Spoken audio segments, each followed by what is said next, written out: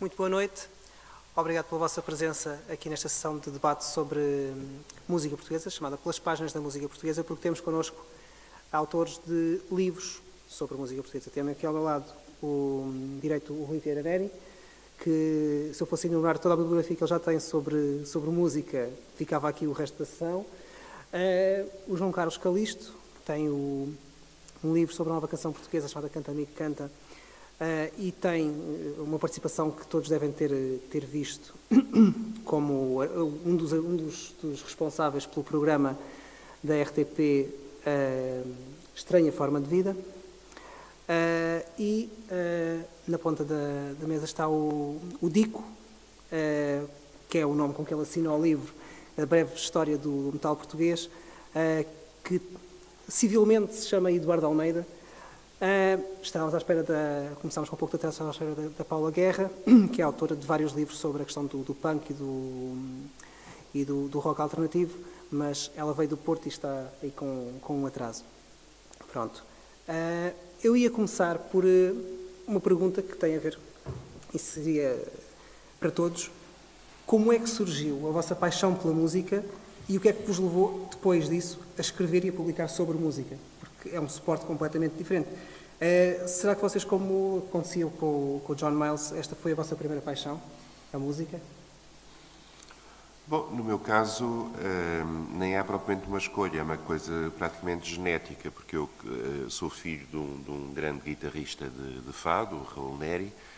A minha mãe era uma melómana furiosa e, portanto, eu cresci lá em casa cercado de música e de músicas muito diferentes. A minha mãe gostava muito de ópera e de música clássica, portanto, eu ouvia Callas e o Karajan. Meu pai era fadista, a minha madrinha era a Maria Teresa de Noronha, a madrinha da minha irmã era a Amália.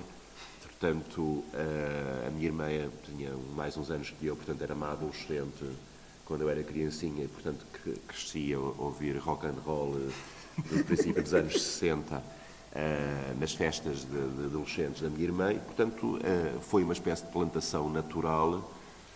Comecei depois a estudar música com 8 anos, para aí fora.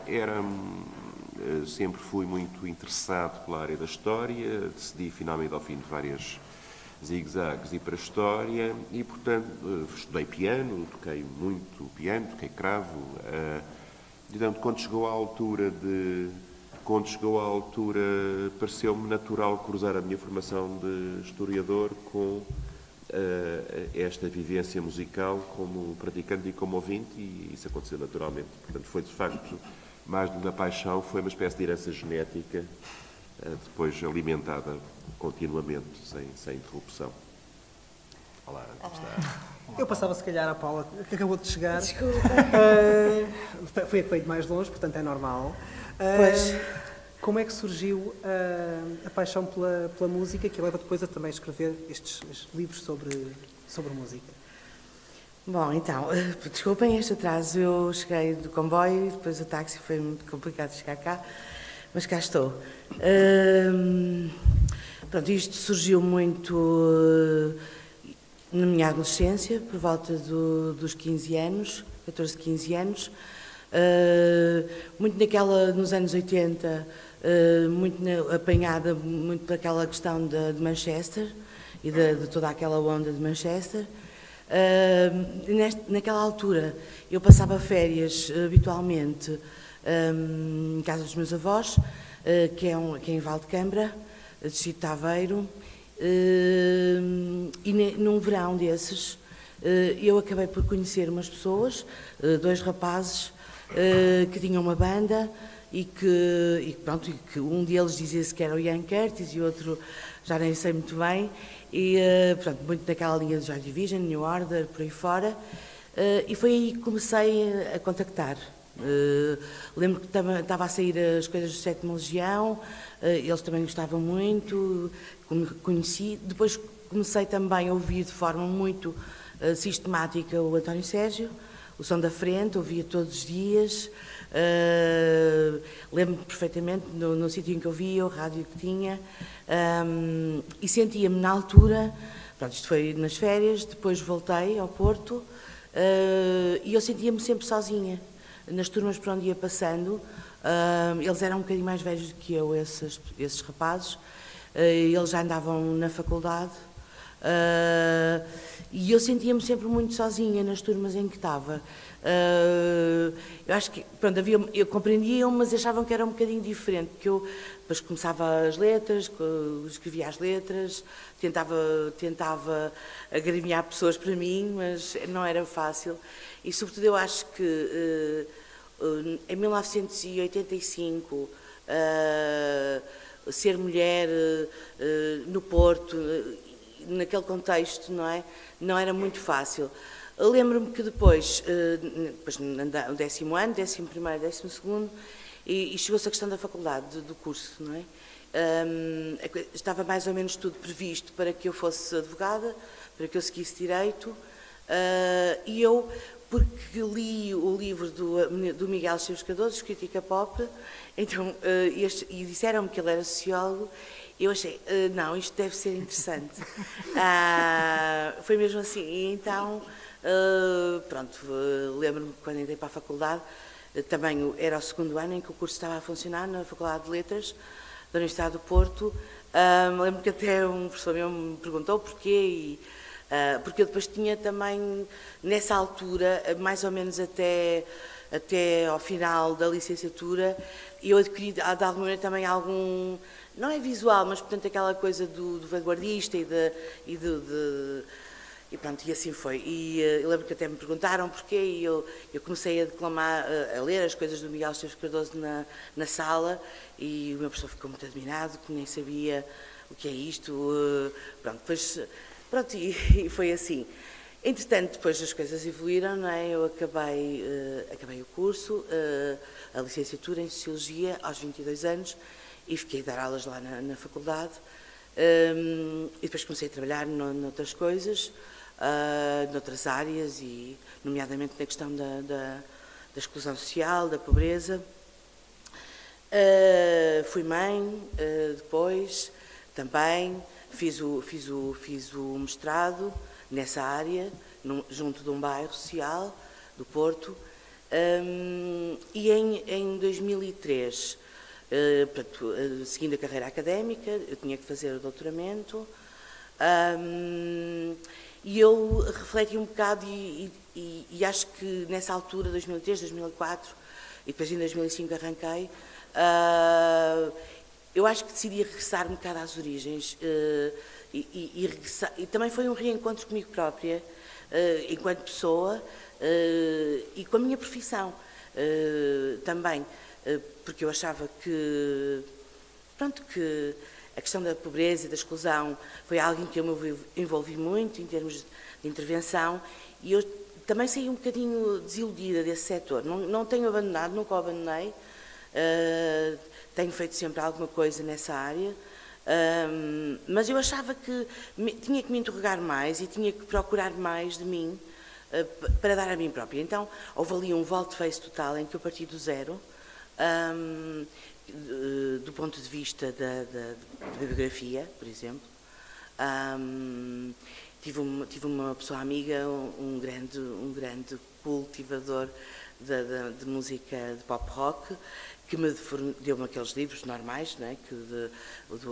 A arte elétrica de ser português, pronto, todas essas coisas, e eu comecei então a avançar, a investigar, e também muita coisa internacional. E foi uma bola de neve. Portanto, eu acho que reencontrei-me, não é? E, portanto, desafiei o meu orientador para fazer, pronto, ele na altura disse-me que se calhar era melhor o jazz, e eu disse-lhe que se calhar que não queria o jazz. E pronto, e assim foi. O orientador era o Augusto? Sim. Não, ele disse-me, podias ir... Pronto, se calhar podias ir pelo jazz porque era mais simples, se calhar era mais simples e tal. E eu disse, não quero. E ele disse, pronto, tu é que sabes. Pronto, e assim foi. E ele acompanhou-me sempre nesta luta, não é? Que é uma luta... agora vejo que é uma luta, na altura não sentia, até ao dia em que defendi a tese, eu achava que as pessoas não sabiam o que eu andava a fazer. no dia em que eu defendi a tese, por uma série de fatores, por ele também, pelo meu orientador, a Faculdade de Letras estava completamente cheia. E, portanto, eu acho que foi um antes e um depois, não é? E, portanto, e agora sinto muito que é uma luta também pela legitimação de um setor, de um eixo. Pronto, as pessoas não sabiam quem eu era, ficaram admiradas, a reação nem sempre foi a mais positiva, nomeadamente da academia, mas pronto, eu acho que depois é um caminho que se constrói. Pronto, depois eu defendi a tese em 28 de janeiro de 2011, na altura estava aberto um concurso para a FCT e concorri, entreguei o projeto do PANC, no dia 20 de fevereiro. E pronto, depois demorou muito, e nessa altura lembro-me que pedi apoio a algumas pessoas internacionais. Foi a primeira vez que eu escrevi a Andy Bennett e ao Carlos Feixa, e eles logo aderiram ao projeto enquanto investigadores. E pronto, e cá estamos. E cá estamos.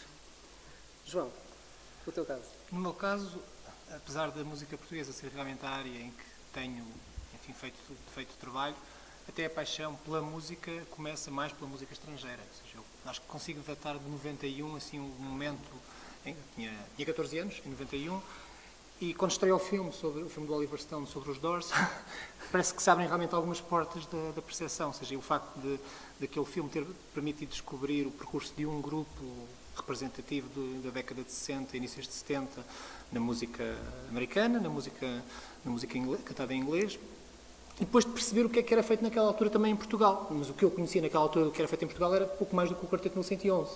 Era o Quarteto 1111 através de uma ou outra antologia em que aparecia o Aligali do Montanhês, do Conjunto João Paulo, ou seja, o panorama português parecia uma pobreza.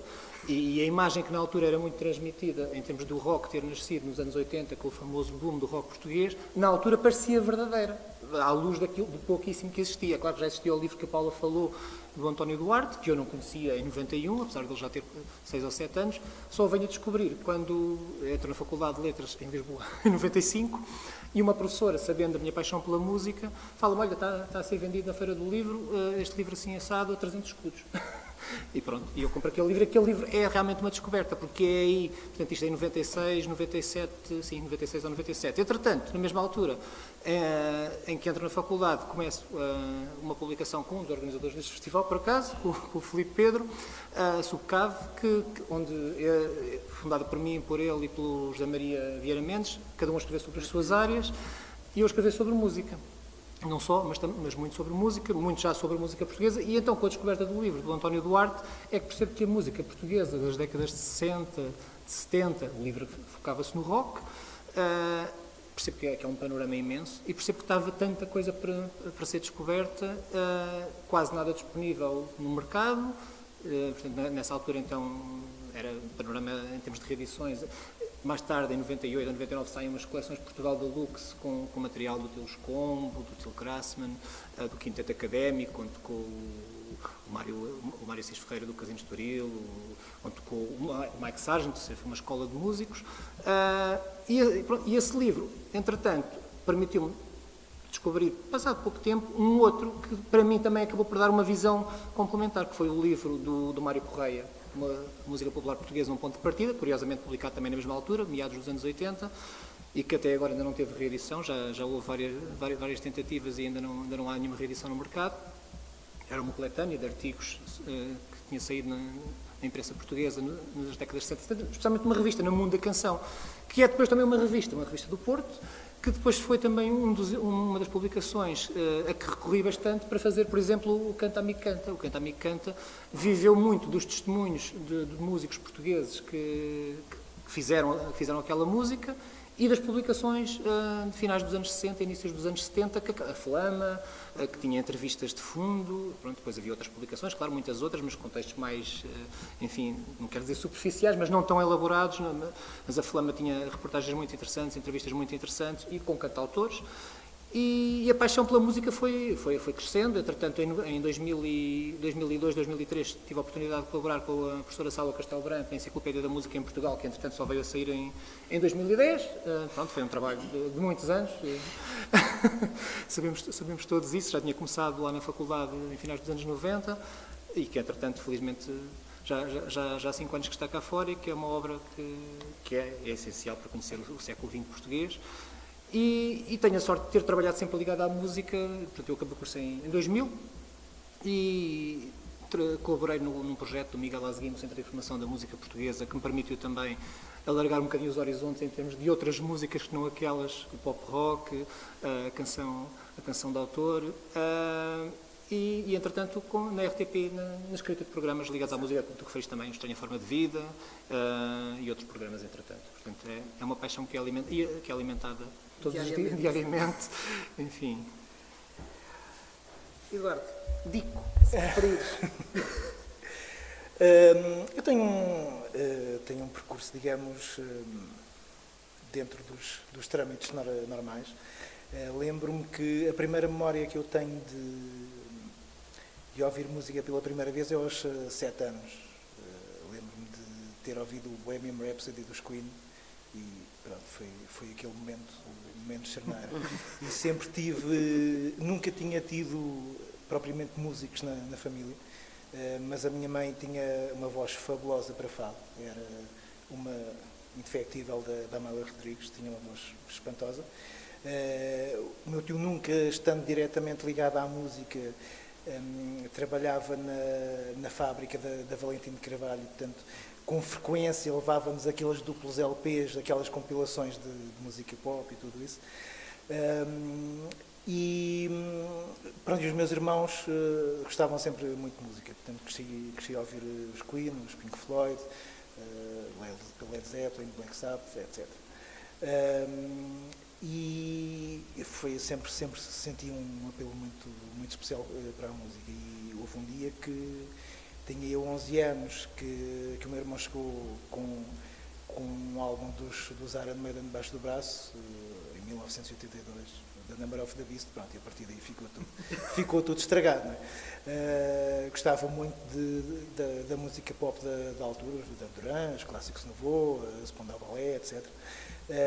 Com os Iron Maiden, com aquele som que eu nunca tinha ouvido daquela maneira, foi todo um novo universo que se abriu. É uma transição um bocado radical. E é engraçado que nunca...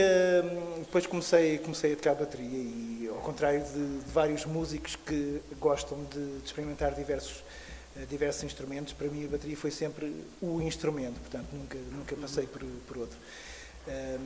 Comecei a fazer aquele percurso habitual de infernizar a vida aos vizinhos a bater nos tachos e nas panelas. Pronto, foi o melhor período da vida deles até eu aos 18 anos comprar a primeira bateria. Portanto, foi aí que começou o verdadeiro inferno. E no início dos anos 90 tive a sorte de passar por dois grupos que marcaram bastante o heavy metal em Portugal, que foram os Dinosaurios e os Sacred Sin.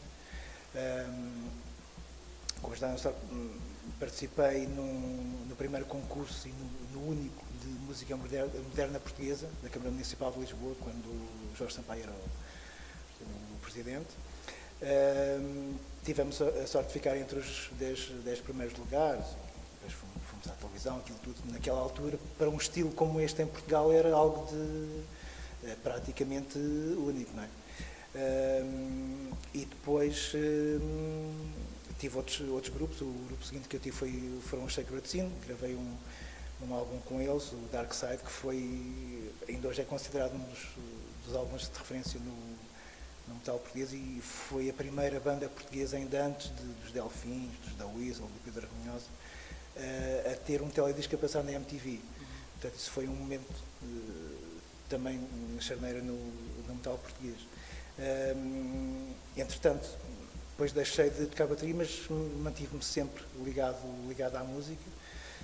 Comecei em 99, 2000 a fazer crítica musical. Foi quando entrei para o jornalismo profissional, comecei a fazer também crítica musical.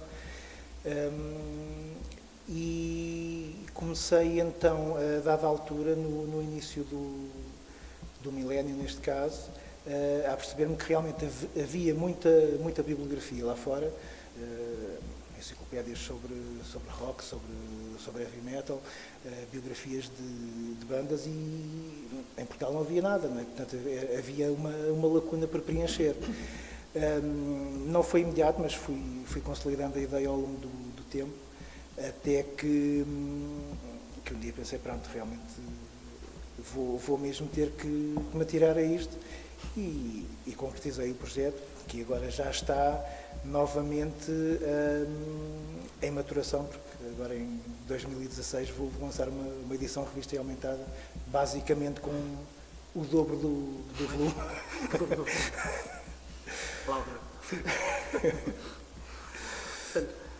o que eu acho curioso no teu percurso é que tu estiveste ativamente em bandas. Exato. E depois decides escrever a história. Portanto, as bandas, pronto, tu passaste, tu ficaste tentado a dar-lhes um papel mais importante do que aqueles que elas tinham tido, ou foi uma coisa que tentaste a isenção jornalística aqui e vamos lá ver... Não, isenção jornalística, mas aqui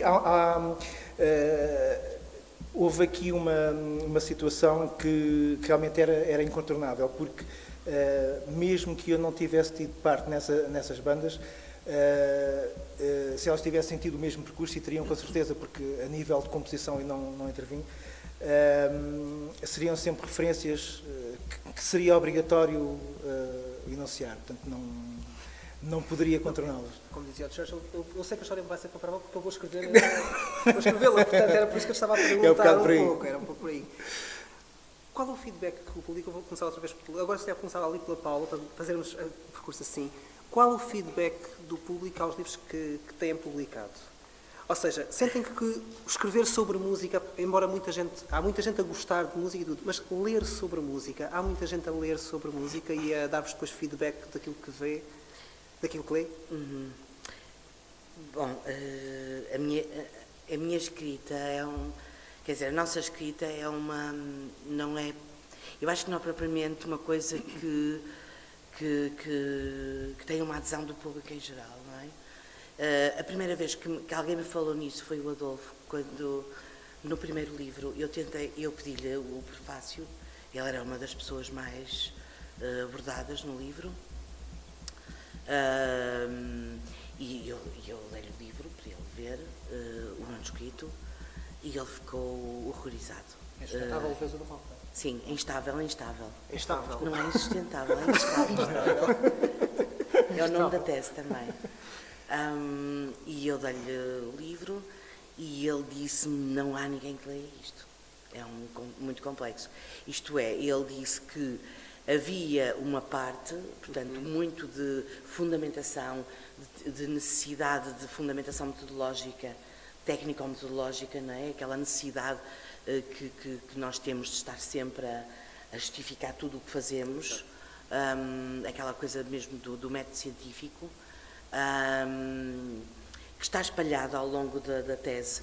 O livro é um capítulo da tese, e ele diz que aquilo era muito técnico, portanto, que no fundo esse caráter técnico, segundo ele, eu estou assim ao olhar dele, não é? Ele diz que aquela tecnicidade se calhar afastava as pessoas da leitura do livro. Nós agora estamos a preparar um outro, também da tese de doutoramento, que tem a ver com histórias de vida, 11 histórias de vida, que também fiz, e que se chama Espelho Meu, e ele já me disse: tu agora vê lá, não podemos agora não pode estar a justificar sempre porquê, ou o que é que se fizeste, ou o guião de entrevista, ou pronto, essa necessidade. Pronto, e eu acho que isso é a percepção primeira que eu tenho da leitura. Depois, mais tarde, depois do Instável, Leveza do Rock, não é? Nós avançamos com um outro livro, que é As Palavras do Punk, eu e o Augusto Santos Silva, e aí nós também fizemos, portanto, tem a ver com o outro projeto, com o projeto do Punk, e aí eu achei que era um livro mais fácil de penetrar no público, não é? Há uma coisa que eu sinto muito sempre, por parte das pessoas, é que as pessoas, nomeadamente as pessoas que leem este tipo de trabalhos, são pessoas que têm um parti pris, claro, não é? Portanto, têm, ou são músicos, ou são críticos, ou são fãs, ou music lovers, de qualquer forma. E eu noto muito, no caso do punk, mais até no caso do punk, do que no rock alternativo, que as pessoas, a necessidade das pessoas é verem-se lá, no livro. Elas não há uma ideia de que aquilo porventura sistematiza coisas, não é? Por exemplo, quando nós dizemos que analisando as letras das canções punk portuguesas, imaginem das 600 letras, nós podemos retirar algumas ilações, por exemplo, que 30% têm uma lógica mais de intervenção política, estou a inventar, ou que 20% têm uma lógica mais de combate ao sistema, ou que 40%. As pessoas não entendem isto. E eu acho que aí falta muito trabalhar a relação da ciência com as pessoas, com o público em geral. Eu acho que essa questão, nós tentamos fazer isso através de um site que temos e de outras coisas que vamos fazendo, mas é muito difícil, porque o Portugal é um país pequeno, estas coisas estão a começar e há sempre uma necessidade da pessoa ver lá, se está lá a banda dela, se ela foi referenciada.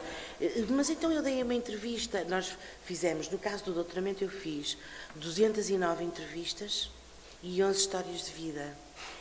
No caso do projeto do punk, do Kismif, nós fizemos 220 entrevistas em profundidade. Então, as pessoas querem se ver lá, mas querem se ver o A, B, C, não entendem a lógica do todo. E eu acho que isso é uma questão que é preciso trabalhar, talvez. Também acontece o mesmo? Bom, eu acho que nós temos de ter consciência de que estamos a falar de um campo novo, não é? Tradicionalmente, estudava-se música do ponto de vista, vou usar um termo pesado, com muitas aspas, científico, estudava-se ou a música erudita ou aquilo que se considerava que era a música popular autêntica, que era a rural, não é? E, portanto, tudo o que fosse música popular urbana não era suficientemente highbrow para ser estudada como música erudita e não era suficientemente lowbrow para ser estudada como música popular.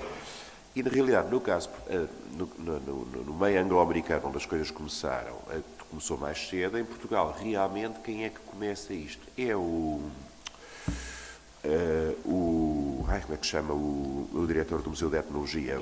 O Kim Paz de Brito, na área do fado, e é o Miguel Esteves Cardoso na área do pop, genericamente, não é? E também na música de cinema e as coisas assim. E eram, um era considerado assim uma espécie de boémio rasco e o outro era um boémio chique. E depois também havia outra coisa, havia uma expectativa de que quem fosse escrever sobre estas coisas tinha que fazer de personagem no próprio género, não é? E tinha que ser cool. E tudo tinha que ser sobretudo cool, não é? E, portanto, depois até havia um certo síndrome de Peter Pan, que eram os tipos com a minha idade a quererem armarem adolescentes para mostrar que o tempo não tinha passado por eles e quanto mais aquilo fosse fresco e levezinho, melhor. Depois também havia muita obsessão das listas de nomes, não é? Fulano tocou baixo na banda tal e depois mudou para não sei o quê, e era um percurso, e a soma disso tudo dava história. Portanto, tudo o que fosse reflexão mais teórica, mais contextual, era excluído. No meu caso, a minha formação é de musicólogo histórico, não é? Passei a minha vida toda a trabalhar desde Palestrina a Stravinsky, e em particular sobre os compositores portugueses dos séculos XVI, XVII, XVIII, e costumo dizer que comecei a trabalhar sobre Carlos Seixas e acabei a trabalhar sobre Carlos Carmo. E depois, quando resolvi começar a escrever sobre músicas populares, foi uma questão de afetos. Eu pensei, mas eu gosto de tantas músicas, eu gosto muito de música erudita.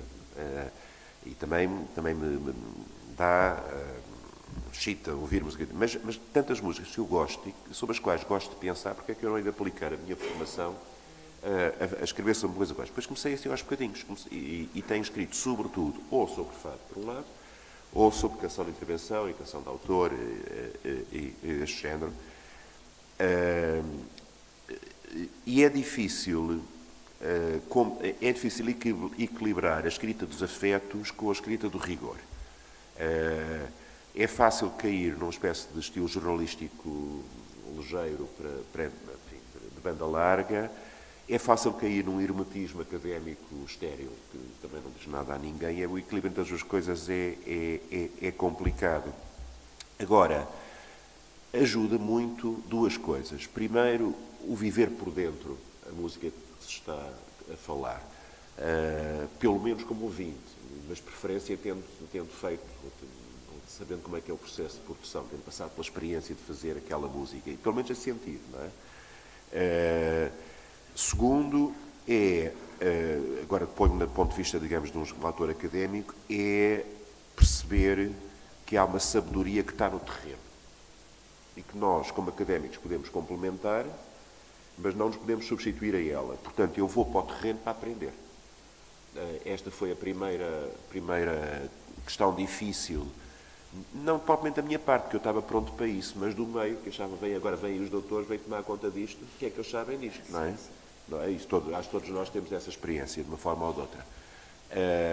E depois, pouco a pouco, as pessoas com quem eu trabalho foram percebendo que eu estava a aprender com elas, que estava a perpetuar a memória das coisas que eram importantes e, portanto, que também, não tenho vergonha de dizer isso, também podiam aprender alguma coisa comigo. E a troca, esta coisa, a vergonha de aprender e a vergonha de ensinar são duas chapas do mesmo disparate, não é? E, portanto, quando digo comigo é com o tipo de trabalho que eu faço. Eu acho que isso, agora, o que é interessante é que o campo se expandiu e estas áreas entraram pela porta principal na esfera. Tenho uma quantidade de miúdos a trabalhar, por exemplo, nas ciências musicais, que estão prontos para trabalhar sobre um projeto de hip-hop da margem sul, mas estão preparados também para trabalhar sobre o mestre de capela barroco da Igreja da Lapa, no Porto, no século XVIII. E eu acho que isso é importante. Eu acabei agora um livro que vai sair agora, chamado Os Sons da República. É uma espécie de visão geral da música em Portugal entre a geração de 70 e o Estado Novo. Aqueles 50 e tal anos de mudança para a modernidade. E o que é que eu tento fazer? Tento juntar as duas coisas. Eu falo de ópera e de música sinfónica, música de câmara, e falo de fado, e de one step, e de machixe, e de revista, e de bandas filarmónicas, e depois de repente percebo que há imensos personagens que navegam entre um campo e o outro, e que a gente, se não perceber esse cenário, e se não tentar fazer uma espécie de soundscape integral, que não percebe muito as coisas. E para usar uma expressão corrente, é o que está a dar agora nas musicologias mais modernas, é precisamente esta ideia de não cair numa espécie de liturgia, género por género, e de tentar cruzá-los e desafiá-los uns aos outros e pô-los a conversar uns com os outros e perceber como é que eles circulam de um âmbito para o outro. Exato. Muito recente, com imensa desconfiança dos musicólogos tradicionais que acham que isto é uma música má, dos etnomusicólogos tradicionais que acham que isto não é música do povo, e depois vem a alma do povo e o folclore e aquela coisa completamente inventada, romântica, do século XIX, que não existe, não é? Mas eu acho que, por outro lado, também há uma coisa muito positiva nisto, que é a diversidade das áreas científicas que convergem nisto. Há gente da antropologia, há gente da sociologia, há gente das musicologias, há gente dos estudos culturais, da história da arte. Exatamente. E estes olhares cruzam-se todos muito. Portanto, o que não há é suporte editorial, não é? Esse é o grande problema Nós apresentamos as nossas teses e escrevemos uns artigos numas revistas que ninguém lê e nas quais temos que publicar, porque senão não temos carreira académica, porque depois fazem as contas, mas é muito difícil ter linhas de edição, de estudos de música popular, e portanto há muito trabalho bom que não vem cá fora. E continua depois a haver, pelo contrário, uma espécie de jornalismo musical barato, no pior sentido, do tal que quer ser cool e acabou, não é? E que eu acho que muitas vezes depois falsifica muito também o terreno, não dá a imagem da riqueza dos estudos que estão a ser feitos. E falsifica os trabalhos. Falsifica muito os trabalhos, Falsifica os trabalhos, que no nosso caso, primeiro eu acho que no nosso caso a questão a entrada da sociologia é uma coisa nova, não é? E o diálogo sociologia, musicologia não existia muito, não é? Portanto, eu acho que houve reações por parte das pessoas da musicologia no sentido de acharem que estávamos a retirar alguma coisa à musicologia, não é? Portanto, esta questão do diálogo disciplinar acho muito importante. Mas depois eu acho também que os mídias, em geral, que são uma fonte de informação fundamental. Eu lembro-me que fiz um levantamento de todo o Y. No que diz respeito, eu estudei entre 1980 e 2010 e queria fazer um levantamento do que é que o Y, por exemplo, dizia em relação àqueles projetos, não é? Que é importante saber, geralmente é uma fonte que se vai buscar, e depois é de facto um terreno muito vazio. E nós temos até a experiência recente da distorção jornalística do trabalho, ou porque um dos investigadores é muito mediático, e etc., como aconteceu com o PAN, que as pessoas, por exemplo, descobriram um artigo nosso sobre, na popular, numa revista internacional, que é European Journal of Cultural Studies, em que nós fizemos um primeiro artigo sobre o que se chama Music and Modern Music, que é a questão do significado das canções, punks, não é? Um jornalista descobriu isso, disse que estávamos a fazer uma tese sobre o punk e isso gerou-se, dada a medicalização do Augusto Silva, portanto, isso gerou ali, foi uma notícia da Lusa, gerou uma confusão generalizada e até muito desagrado do próprio objeto, porque sendo então, quer dizer, porque há uma incomunicação total. Eu acho que isso também é muito importante a calcular. Só posso acrescentar só uma coisa, é o tal elemento de paixão, que eu acho que é aqui uma coisa fundamental. Se isto se transformar numa espécie de autópsia, é porque já estamos a falar de um cadáver, não é? E então depois cortanhamos e vemos e medimos e percebemos que afinal havia um excesso de várias substâncias ilícitas presentes, não sei o que. Se nós não conseguirmos deixar passar na escrita sobre esta criação uma parte da energia que está presente nela, não percebemos nada do que é que está ali a acontecer, não é? Se nos deixarmos arrastar demasiado pela paixão, também continuamos a não perceber nada, porque a paixão é cega, não é? Então o equilíbrio entre as duas coisas é que é o lado mais complicado. Consegue-se formar esse equilíbrio?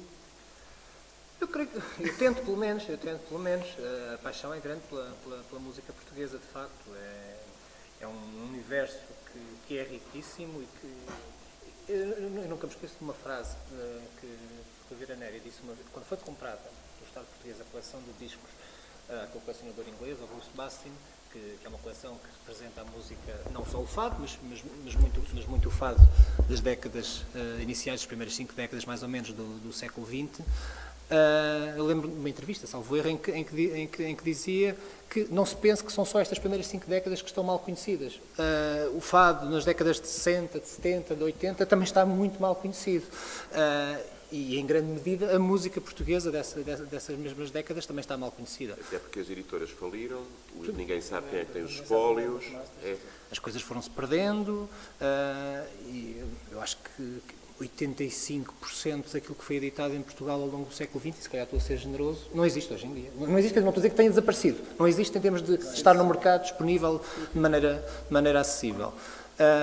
E quando, por exemplo, em 2005, quando fiz o livro o livro a partir das letras do Jorge Palma, Na Terra dos Sonhos, foi uma tentativa também, ir buscar alguém, um músico da geração que começa nos anos 70, como podia ter sido o Sérgio Godinho, como podia ter sido o José Mário Branco, mas é um músico que realmente gosto muito e que não havia nenhum livro no mercado naquele momento. Entretanto, depois, passado 1 ano e meio, 2 anos, saiu uma biografia. Foi um trabalho também de sistematização da memória, do trabalho. O percurso em termos das letras, o percurso em termos de obra discográfica, ou seja, tentar organizar a vida do Jorge Palma. E foi um trabalho que a mim me deu um grande prazer fazer, lá está a questão da paixão.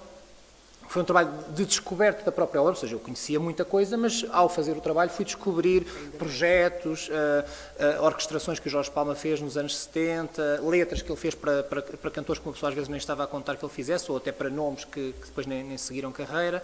E depois, em termos da apresentação, claro que o facto de ser um livro que aborda o Jorge Palma tem sempre público. Pronto, o livro na altura saiu na Quasi, que era uma editora que entretanto já não existe, mas que prezava também a parte gráfica dos livros que editava, também com uma fotografia da Rita Carmo na capa do livro, que é uma das nossas fotógrafas de hoje em dia dedicadas ao rock, não só ao rock, mas muito ao rock.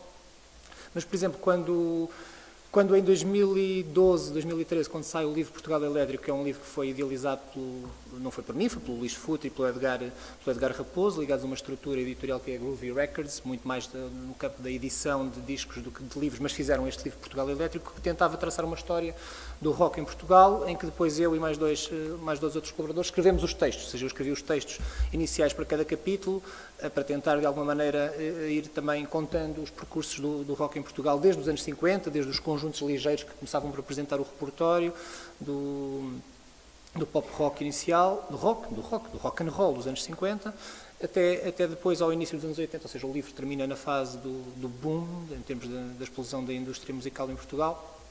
E os próprios músicos, é o que a Paula estava a dizer, os próprios músicos tentam ver onde é que estão. O livro também de alguma maneira, privilegiava ou facilitava essa descoberta, porque era um livro muito iconográfico, o livro acho que ainda está, talvez não haja muitos exemplares, mas ainda há exemplares, é um livro muito iconográfico, também tenta perceber através da imprensa da altura, reproduzindo capas de publicações em que estão os cantores, ou seja, é um documento também de consulta em termos desse período dos anos 60, 70. E depois, quando sai o Canta Amigo Canta, aí sim senti muito essa questão dos músicos quererem ver se lá estão, porque como é um livro que está organizado de maneira alfabética, ou seja, tenta ser um guia da canção de protesto, dos cantautores, da nova canção ligeira, dos grupos de folk, dos poucos grupos de folk que surgiu em Portugal entre 1960 e 1974, portanto aqueles 15 anos entre a saída da Balada do Outono, do Zeca Afonso, em 1960, e o 25 de abril de 1974, há muitos cantores, especialmente os cantores que depois não seguiram carreira, ou seja, não falo do caso do Fernando Tordo, ou do Paulo de Carvalho, ou do próprio Jorge Palma, ou do Luís Cília, que tem uma obra gigantesca e que hoje em dia não é nada conhecida, mas cantores que tiveram 3, 4 trabalhos publicados, que até podem ter continuado a cantar, mas nunca mais gravaram, e que de alguma maneira se sentem que, já alguém falou em reconhecimento, e é perceber que aquele percurso que na altura até teve impacto, não ficou esquecido. Ou seja, teve importância durante 4, 5, 6 anos, entretanto, por várias razões. Por exemplo, há um músico português que sequer hoje em dia não diz nada a muita gente, Carlos Portugal, que gravou na década de 60, em que quase ninguém gravava álbuns de originais, ele gravou 2 álbuns de originais no final da década de 60, produziu trabalhos para uma série de gente e continuou na música a gravar até aos anos 70. Ou seja, é dos músicos que mais trabalhos tem em termos de edição discográfica. Hoje em dia ninguém o conhece, não há nada disponível no mercado, e, portanto, seguiu uma carreira como advogado. E, portanto, a vida dele foi por outros caminhos. Mas é curioso ver estas pessoas que têm histórias de vida realmente relacionadas com a música e que estão esquecidas em grande medida, mas que sentem que ao ver um trabalho em que elas também estão incluídas, que a memória delas acabará por ficar preservada. Aconteceu mesmo contigo, Eduardo, no que diz respeito ao metal? Mais ou menos. Houve... Eu por acaso, é curioso porque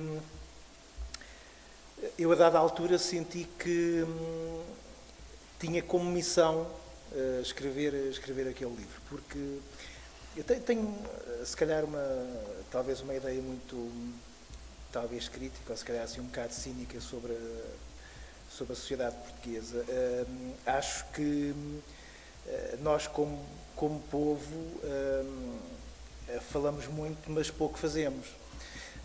E é engraçado porque eu hoje ainda estava a falar com alguns históricos do metal português sobre isso, porque houve, a dada altura do meu percurso comecei a escrever textos de opinião sobre rock em geral, mas mais incidindo no metal. E então houve em 2003 ou 2004, um texto que eu finalizei desta forma, em jeito de post-scriptum, à semelhança do que já existe relativamente ao rock, para quando um livro especificamente sobre a história do metal português. Portanto, o que eu queria dizer é, alguém o escreva, por favor. Falta. 7 anos depois tive que ser eu a escrevê-lo. Portanto, não há muito pouca iniciativa. Denota-se diversas lacunas por suprir, mas não há quem faça, porque pronto, dá trabalho, não é? Dá trabalho e envolve muito esforço. O feedback compensa? O feedback que tens? O feedback em abstrato compensa. O feedback financeiro não. Portanto, que eu posso dizer que pronto, e acho que há aqui uma certa dose de loucura na minha mente, porque portanto, eu recebi 2/5 daquilo que gastei e vou repetir o processo novamente. Pronto, eu tenho perfeita noção disso, mas acho que é uma coisa que lá está, porque é a paixão que eu tenho e é aquilo que me dá gosto de fazer, é aquilo que eu sinto que tenho que fazer, porque a música é a minha paixão. E realmente houve um grande reconhecimento, porque as pessoas perceberam que era algo que não havia, que fazia falta, mas depois também é um bocado, recuperando um bocado aquela questão que o Rui falava, de aquela ambivalência da paixão versus rigor, e até que ponto nós nos deixamos ou não influenciar pelo amor que sentimos por aquele objeto de paixão, que neste caso é a música, não é? E é engraçado que houve uma crítica ao meu livro, em que o autor dizia assim: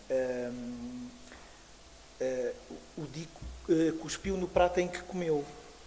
E eu pensei assim, mas qual prato? Quer dizer, ao longo da minha vida ganhei 0 cêntimos com a música. É uma paixão, pronto.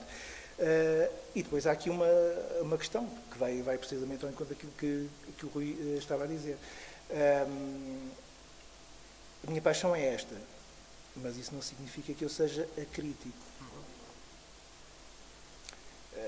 Alguém que gosta de futebol, o seu clube de eleição perde, não vai certamente, a não ser que realmente tenha sido um azar, não é que isso também acontece, mas se realmente mereceu perder, eles não jogaram nada hoje, quer dizer, e é que é o seu clube de eleição, quer dizer, acaba por ter ali também uma dimensão de crítica ou de autocrítica, quer dizer, nós não podemos deixar que a paixão nos tolhe do raciocínio e que nos segue por completo.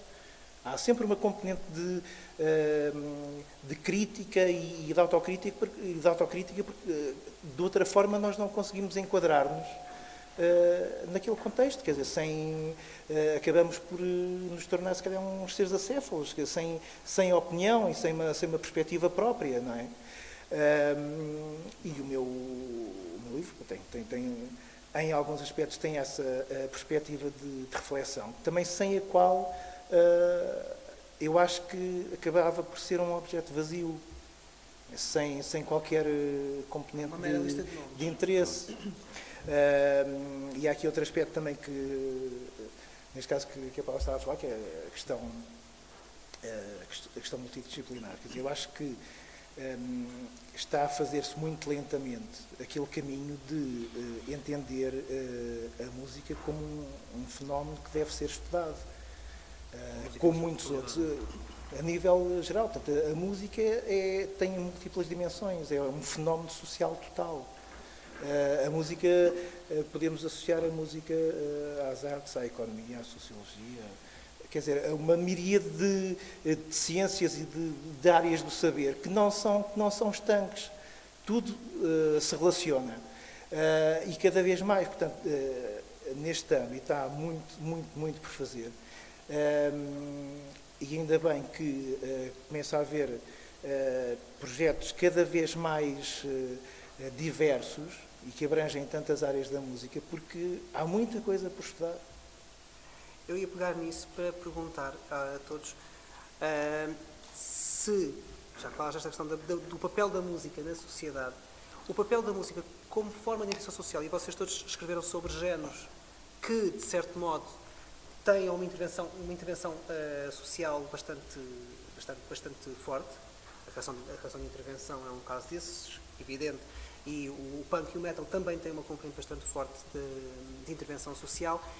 E essa intervenção social e a questão da arte enquanto formadora de consciências, que vimos que foi importante para a mudança de percurso da Paula, porque se não fosse aquele livro do Miguel Esteves Cardoso, se calhar, e outras coisas, e aquelas pessoas, a coisa se calhar não teria evoluído noutros sentidos.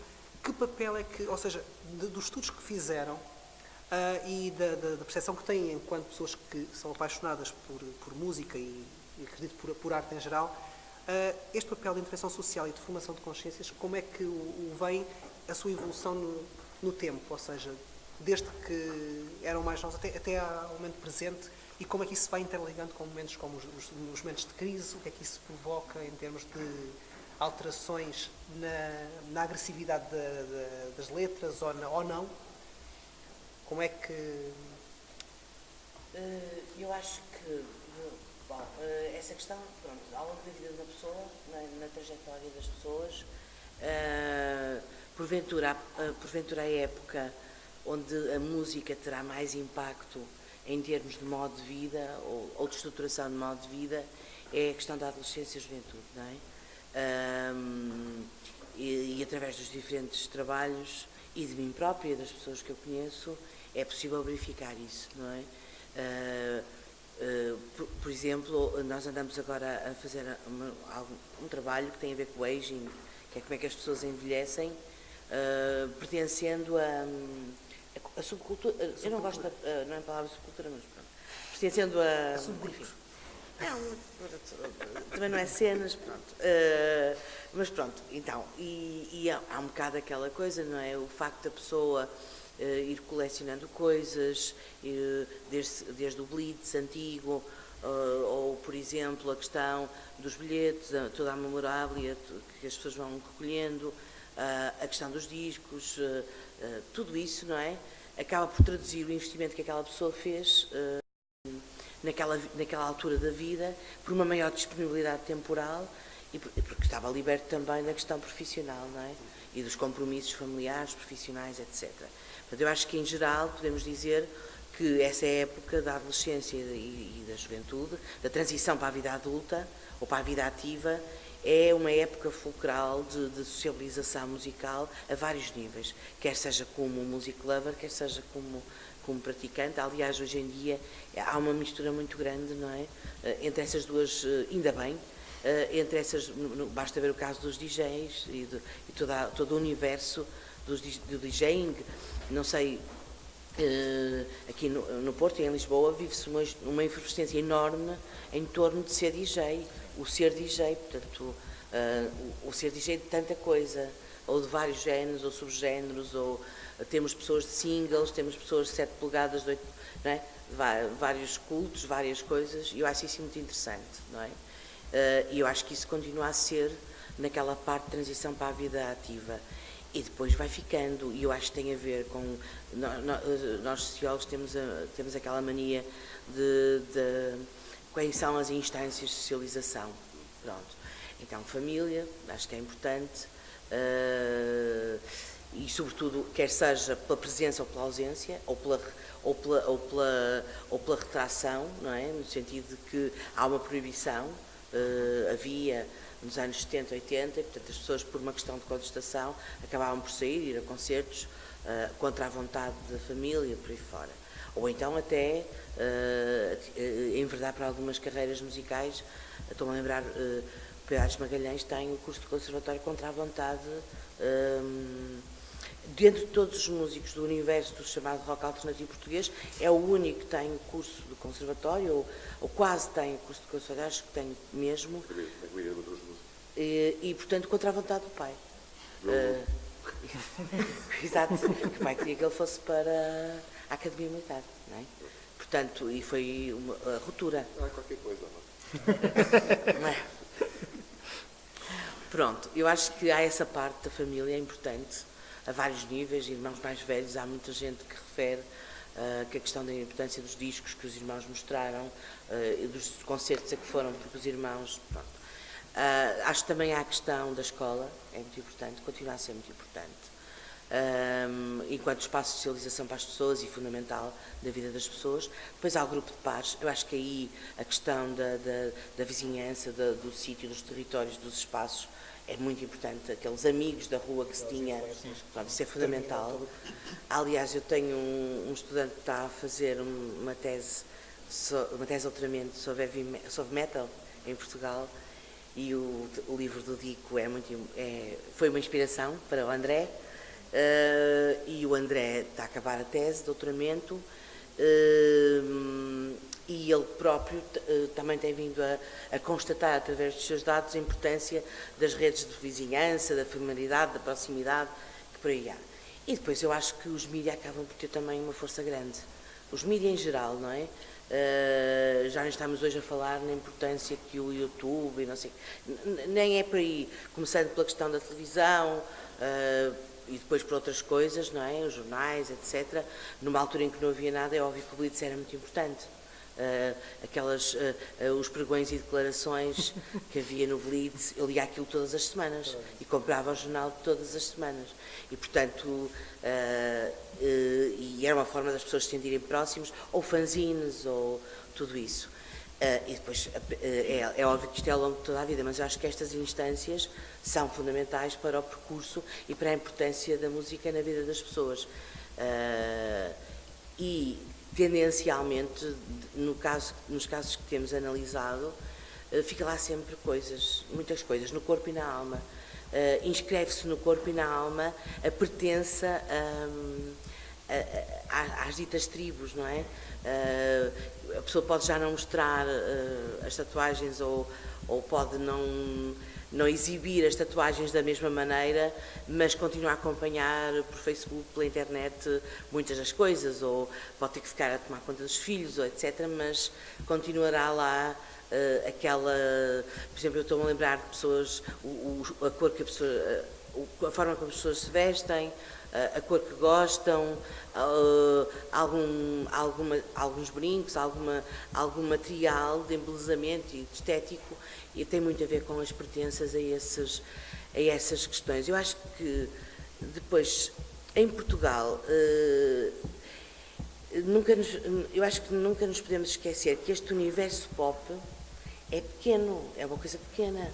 Ele começou a desenhar-se no final dos anos 70 e 80, sobretudo em Lisboa, e com algumas ramificações no Porto, mas era tudo muito pouco, não é? Portanto, a questão da cultura pop também é uma coisa que não é muito... A primeira vez que as pessoas tiveram a oportunidade de comprar roupa, segundo as tribos, foi na Porfírios, e isso foi nos anos 80. E, portanto, 70, finais... Princípios de 70. Sim, havia anúncios com o Filipe Mendes, com o Phil Hendrix, a entrar na Porfírios. Foi a única vez, não é? Enquanto que, no pós-guerra, grande parte de outros países já tinham, nomeadamente Inglaterra, não é? E não só, tinham acesso ao pronto a vestir, portanto...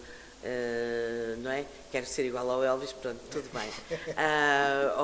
É fácil, não é? Em Portugal, nós temos agora, estou a acabar agora um pequeno artigo sobre do it yourself, e é mesmo muito diferente. O do it yourself em Portugal é do género ter que comprar os pregos para pregar nas coisas, ou as tarraxas, não é? Para fazer os cintos da moda, pronto, e acho que isso também nos dá muita especificidade e muita forma de fruição e afeto das pessoas pelas coisas. Porque eu falei já com muitas pessoas que hoje em dia... Isso aumenta o grau aumenta de muito, ter aumenta feito. muito. Não ser simplesmente uma compra, ser uma coisa que é feita por Sim, pessoa. eu tenho duas pessoas que me marcaram particularmente, que hoje em dia viveram intensamente a cena punk portuguesa, uma nos anos 80 e outra nos anos 90, e hoje em dia não são, um é editor e outro é professor, e está lá tudo, basta pôr aquelas pessoas a falar, não é? Uma dessas pessoas é professor de artes plásticas, de ensino visual, e ele até fez um memorando sobre o que era o punk para ele, para mostrar aos alunos dele, com questões visuais e gráficas. Portanto, eu acho que está tudo. Agora, e isto depende tudo, claro, da socialização que as pessoas foram tendo, não é? Cada história de vida é um caso particular. Quanto mais envolvidas as pessoas Mais. estão no processo, acho que a maior é a paixão, porque Sim, a pessoa sim. é parte do processo, é parte da produção, e acaba por marcar, e às tantas acaba por ser um bocado ténue a linha que separa a pessoa do objeto de paixão, não é? Do próprio processo. Sim, sim. Nós estamos a lidar com memória, não é? Isto é uma coisa que é muito interessante, porque estamos a trabalhar num universo de música popular urbana que assenta em indústrias culturais que jogam na perda da memória. Aquilo que elas querem é dar a ideia de que cada lançamento que acontece a cada momento Autêntica novidade. é a revolução que vai mudar tudo, É uma nova e portanto não convém lembrar muito o que é que aconteceu antes, porque senão a gente vai descobrir que aquele álbum é uma espécie de rehash, de pastiche, não sei quantas coisas anteriores.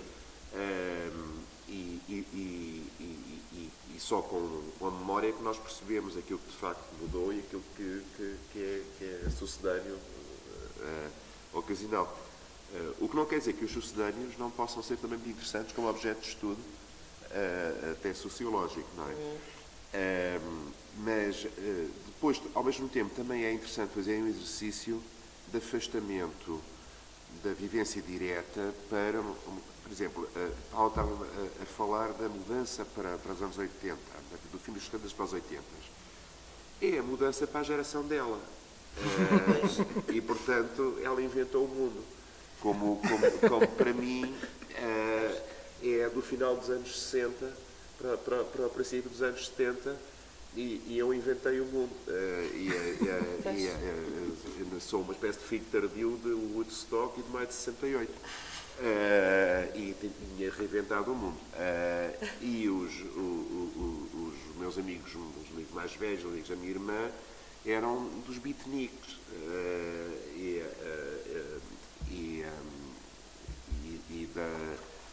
Da geração do James Dean, e se a gente for continuar, vai encontrar, por exemplo, um espaço muito interessante, são os anos 20, os famosos anos loucos, do trauma da Primeira Guerra e depois das rupturas, com coisas muito para a frente,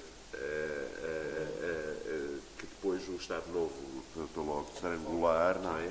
E é muito engraçado, depois quando se põe isto em perspectiva e se vê as redescobertas, as revisitações. A questão da memória é muito importante. Eu agora escrevi, vai sair uma obra chamada Dicionário do 25 de Abril, que é dirigido por António Reis. E eu escrevi uma série de títulos sobre música, designadamente o artigo de canção de intervenção e os artigos individuais sobre cada um dos cantores, menos o Zeca, que foi a Irene Pimentel que fez. E eu descobri que havia uma quantidade de coisas que, se eu não tivesse de memória pessoal, não estavam escritas em parte nenhuma. E pensei, que bom que eu tive uma ocasião de passar isto a escrito, porque eu falo com as outras pessoas que também têm isto de memória, e temos todos de memória, e achamos que é Conhecimento comum. conhecimento comum. Não é quando nós morrermos, já não falta tanto como isso. Perde-se. Portanto, este registro de memória também é um fator muito interessante. E o que eu estava a dizer é absolutamente essencial. Não estamos a fazer só a história da música. Estamos a fazer a história da civilização, do país, da cultura, dos padrões, dos valores coletivos, estamos a fazer a história da economia, estamos a fazer falar de coisas muito hardcore, a partir de coisas que parecem muito soft. Não, e até há bocadinho por causa dos porfírios, estava a lembrar, às vezes há a tendência de dizer que os movimentos musicais chegam a Portugal com algum desfazamento em relação ao que se fazia lá fora, mas é curioso, no caso do pop rock, a chegada do rock a Portugal, em pleno direito, demora talvez algum tempo, demora 4, 5 anos até que saia o famoso disco Calores da Canção, com os Conchas e com o Daniel Bacelar, no ano de 1960. Portanto, podemos dizer que demora cerca de 5 anos a chegar. Mas depois o resto não é assim tão demorado. Quando o rock psicadélico, dividido em 3, 4 grandes momentos, aparece nos Estados Unidos e em Inglaterra em 66. Em Portugal, em 1967, está o Quarteto 1111, estão outros projetos, estão os Chinchillas, estão os Jets. Quando o rock progressivo aparece em Inglaterra em 69, 70. Em Portugal estão os Petros Castros em 71. O punk, há um disco logo em 78, ele tinha aparecido em 76, 77. E depois, a partir dos anos 80, as coisas começaram a ficar completamente a par do que acontecia lá fora. Mas mesmo nessa altura os desfazamentos não eram muito grandes. Ou seja, havia algum conhecimento dentro de determinados grupos daquilo que era feito no mercado internacional. As editoras nacionais também é interessante, porque às vezes também se tem a ideia que os discos que chegavam a Portugal eram só dos discos dos Beatles, ou dos Rolling Stones, ou dos grandes grupos, mas é curioso que pequenas editoras, a Tecla, por exemplo, do maestro Jorge Costa Pinto, do insuspeito maestro Jorge Costa Pinto, editava grupos de garage rock americanos dos anos 60, os Seeds, saíam na editora do Jorge Costa Pinto em Portugal. E o rock francês? O rock francês também, sim, através da RCA, da Telectro, ou seja, até através de uma editora com mais impacto, com mais visibilidade. Havia muitos acordos de distribuição e Portugal não estava tão longe daquilo que se fazia lá fora. Tanto que depois, ao ouvir a música dos grupos dos anos 60 e dos anos 70, percebe-se que o Quarteto 1111 é um projeto paradigmático, porque tentava de alguma maneira, aliás, a famosa história da canção da lenda del Rei Dom Sebastião, ter sido passada no programa Em Órbita, tem realmente toda a razão, porque é um grupo que tenta fazer um rock português de facto, porque depois há aquela questão de basta estar no país e fazer a música, não, e o Quarteto 1111 não faz isso. O Quarteto 1111 tenta ir buscar elementos da história de Portugal, tenta ir buscar algumas raízes da música tradicional portuguesa e fazer realmente um rock diferente, e por isso é que se distinguiu também dos outros grupos do mesmo período, portanto, entre finais dos anos 60 e inícios dos anos 70, e depois dá origem à carreira do José Cid, à carreira camaleónica do José Cid. Melhor pano. O quê? O melhor pano. É um pano tão grande, é como ele próprio diz, ele diz que acorda um dia e se sente astronauta e acorda no outro dia e se sente um camionista. E então pronto, as coisas acabam por...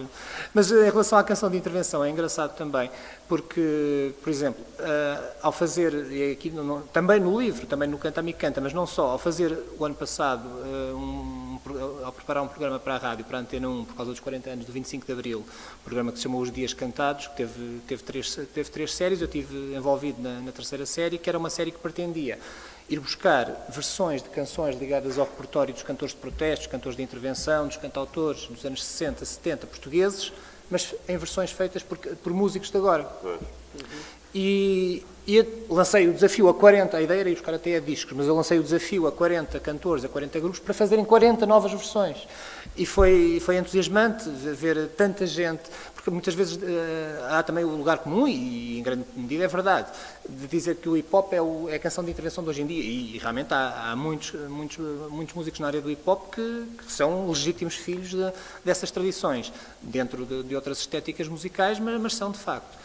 Mas ver gente como Ana Bacalhau a cantar Zeca Afonso, ver o Samuel Lúria, ver os da Ascária, ver a Capicua que aí sim é do rap, a cantar o Sérgio Godinho, é perceber que aquela música dos anos 60, 70 realmente não está ali fechada, e perceber que estas gerações que têm agora 20, 30 anos, porque todas estas pessoas têm 20, 30 anos, as sentem, as conhecem mais do que as pessoas que estavam na música até aos anos 90, porque acho que era também uma coisa que se sentia muito, era não haver um grande conhecimento, e se calhar tu sabes isto melhor do que ninguém, em relação ao que estava feito para trás. Ou seja, os músicos portugueses não costumavam dizer que eram influenciados por outros projetos portugueses, referiam projetos internacionais. Porque era a música dos pais. Porque era a música dos pais também, e os pais não ouviam o rock português dos anos 60, 70, se calhar nem sabiam que existia uma música tão, enfim, com tantos projetos, não com tanta visibilidade como de facto aparece a partir dos anos 80, porque aí sim, quando as editoras percebem a sério que o rock também pode trazer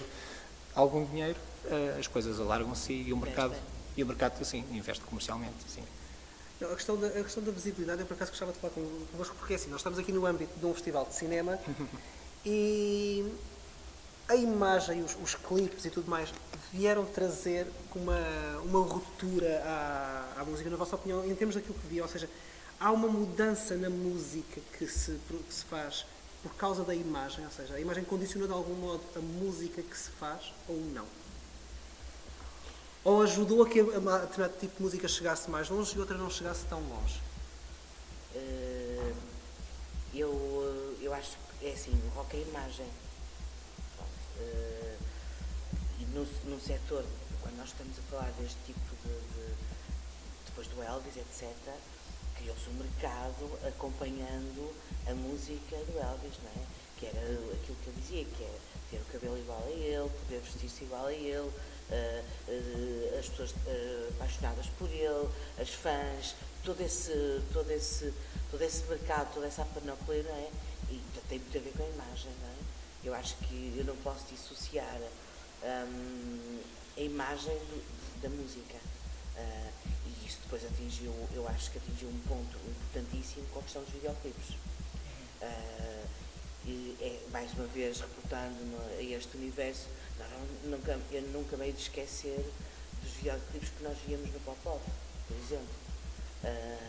E ainda hoje, às vezes, quando tenho que demonstrar algumas das coisas, por exemplo, ligadas aos Mamorte ou assim, eu mostro sempre um videoclipe do Pop-Off em que fizeram um trajeto rápido de Lisboa-Braga, mostrando todas as igrejas, etc., todo aquele caráter, enfim, tradicional e religioso de Braga, etc., juntando isso depois a uma conferência de imprensa em que o Adolfo dá com o Presidente da Câmara, o Adolfo e o baterista, agora não me vem o Miguel Pedro, dão com o Presidente da Câmara. Essa imagem é inesquecível, em que foi a primeira vez que uma Câmara Municipal apoiou um disco, que era A Sombra de Deus, primeiro, e portanto, eles ali num ar de rebeldia, os dois, não é? Principalmente o Adolfo, e o Presidente da Câmara lá no meio, que era o Mesquita Machado, com aquele seu ar, pronto, de gravata, aquele fato, aquela coisa, pronto, imagens a preto e branco. Depois passa para o Teatro Circo, em que eles, há um concerto, foi muito importante a ida deles ao Teatro Circo, nessa altura, e em que o Teatro Circo está todo de pé, em êxtase, com as interpelações do Adolfo às pessoas. E esse concerto foi memorável a vários níveis, em que houve uma destruição massiva do teatro, em que eles durante muito tempo não puderam lá entrar outra vez, e em que houve, por exemplo, entre aspas, fãs a abordar o Adolfo, raparigas, etc.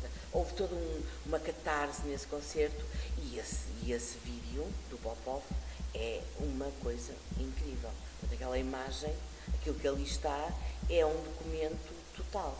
Portanto, isto é, eu olho para lá, eu consigo perceber, para mim faz sentido ler aquilo, e é uma leitura imensa do real, do que era Portugal, do que é Portugal, da configuração, da diferenciação entre regiões, entre concelhos, a questão de Braga, a religiosidade, tudo, está tudo lá, não é? E, portanto, eu acho que, de facto, a imagem é fundamental.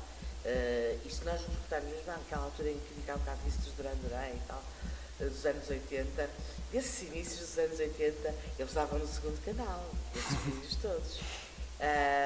E claro que eu via, era a moda, nunca se tinha visto nada igual. Eu só me lembro da minha mãe ficar um pouco também assim aflita, o que é isto, não é? Porque era os neorromânticos, aquelas roupas, tudo isso. E portanto aquilo eu acho que tem muito impacto. E depois vai ter uma coisa fortíssima com a MTV. Claro. Exatamente. Não é? Foi Que é a arma total. completamente.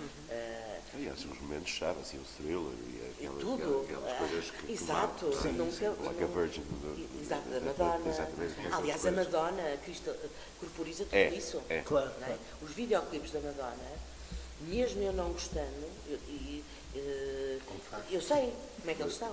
Marcam, Nós víamos tudo. marcam. Portanto, nós e toda a gente. Aliás, a MTV acho que marcou o início de uma Anos nova 90. era em que, em última instância, e se calhar levando isto realmente um bocado ao extremo, mas acaba por ser um bocado assim, a música sem imagem não existe. A música Exatamente. também é para ser vista. Também é para ser vista. Exatamente. Portanto, acaba, no fundo, a música neste momento acaba por ser um conceito global que inclui a composição, a execução, o registro em si e a imagem, sendo que a imagem tem diversas dimensões, porque há a imagem dos músicos, o visual dos músicos, não é?